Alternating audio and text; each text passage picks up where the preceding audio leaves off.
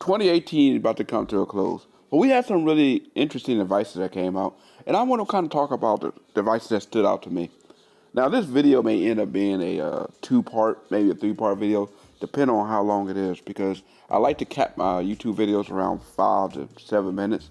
So if my recording ends up going longer than that, I'll definitely put it in a 2 or 3-part video. But let's go ahead and get started talking about 2018.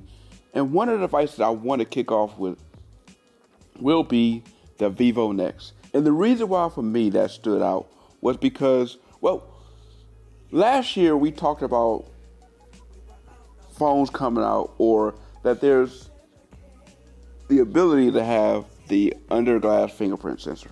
And we was hoping that Samsung would be one of the first companies to put one out, because normally Samsung is pretty much innovative with their devices, being one of the companies to put out some brand new hardware. So we didn't see that last year. Some of us were disappointed by that.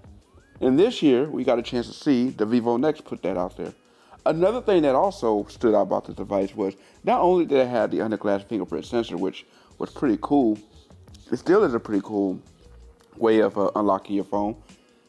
They also did something different they didn't want to put a notch on the phone, because the notch thing for me and a lot of people is kind of getting old. We saw it started last year with the Essential phone, the iPhone did it, and then now it's like every phone want to put a notch in there. It was kind of getting old. We want to see someone do something different. So Vivo actually did that by addressing what to do with the front-facing camera. And they did that by having a mechanism that would slide in and out of the body. Now, there was some concern about how durable that mechanism would be, but that was a good take altogether. JerryRigEverything, and which I want to link his video below on the one he showed about his durability test on that mechanism, actually proved that mechanism was a little bit stronger than at least I thought it was.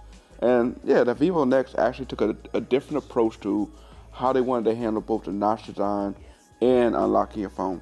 So that was something that really stood out to me.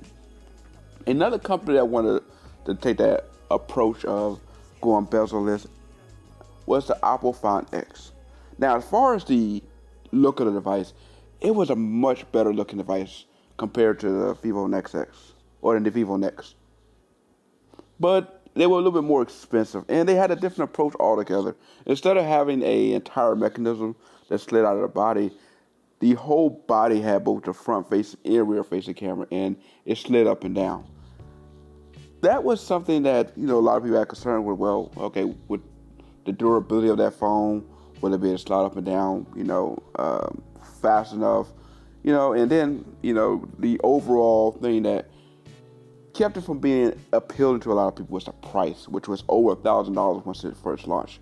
And that was something that was not going to fly. At least it didn't fly for me for a device that had a 1080p display. I just feel like, if you're going to charge that price for that phone, I would have to see more. And now you can still buy that phone on Amazon. It dropped about $200, around $800. For me, that still kind of feels too expensive for that phone. But I do want to, again, give credit for at least taking a different approach to bringing a phone that was notchless and, handled the bezels in a better way, at least for what we're seeing a lot of smartphones in 2018. As far as durability, that didn't do so well with JerryRig's test at all. But for 2018, that actually stood out. Let's step away from phones for a second. I want to talk about tablets. Because I actually wrote an article talking about, if you're an Android fan and you're wanting a tablet, you're going to actually have to look to Apple and the iPad for that. Because when you think about tablets, there's really not a lot of choices, really none, as far as tablets out there for those who are Android fans. Now, you can get, which I've actually done, a Amazon Fire tablet and, hack it to put Google apps on it. But as far as performance, it's not really going to fly.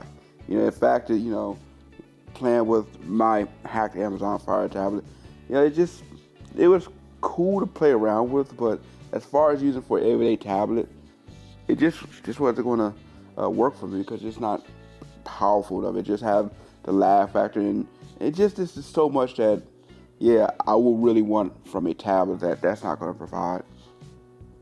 So if you're looking for a tablet, I've suggested grab an iPad, remove many of those Apple's apps, and put a lot of your Google apps on there, and it will feel pretty similar or the closest you can get to a Android tablet.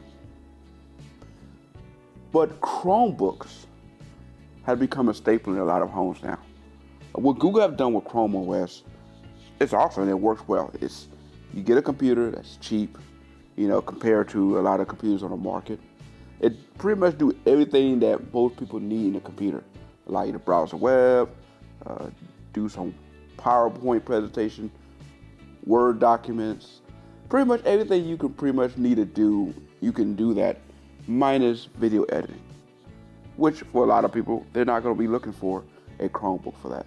So where Chrome OS have evolved to has been awesome. But earlier this year, there were reports that Chrome OS may become a Chrome OS tablet. And I voiced concerns that Google still needed to improve their Google Play apps on Chrome OS.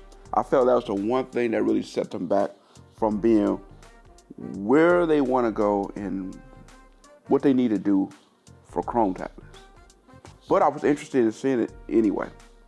And we got a chance to see our first tablet come out in the Acer Chrome tab, which had a lot of potential to be a nice tablet. That nice little blue body. It was meant to compete with the iPad at the time. And like I said, overall aesthetically, it looked like it was something that would be a nice little tablet to own. And then as reviews came out, it showed that, that tablet was pretty much under power and had issues with lag and performance. And that was something that people was not going to really want to spend that type of money for a tablet on. But also another device came out during that time, and that was HP Chromebook X2. Now that one actually had was better as far as performance. In fact, that device reminded me a lot of the Asus Transformer. To be able to detach the screen from the keyboard and use it as a tablet. My gripe with that though is that because all of the guts and hardware is pretty much in the screen is heavier, and over time I could see how after using it as a tablet it can get to the point where it just feel like too heavy and you'll be wanting to hurry up and put that back into the dock. But as far as the keyboard itself that came with the dock, it's a pretty good keyboard, and it really feels like a solid keyboard as far as with like a tablet, correction, like a laptop keyboard, and something that you can use on a daily basis and feel like, hey, yes, this is a keyboard that's going to allow me to do a lot of work.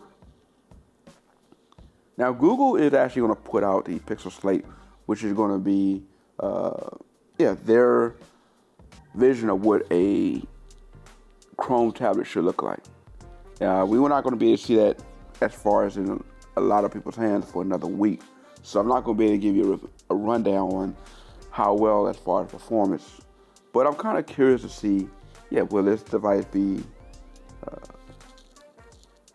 forward-leading, and what will come next year as a result of the Google Pixel Slate coming out there and being like a reference for other tablets going forward. Because I really think Chrome tablets can actually be a good way for Google to get back in the tablet game. Because like I said, Chrome OS works real well as far as the operating system, and they are continually improving, they continue to update it, and I think this is something that, for your average consumer, they should keep their eye on, because this is going to provide them a device that can allow them to do work and still enjoy as a overall device for multimedia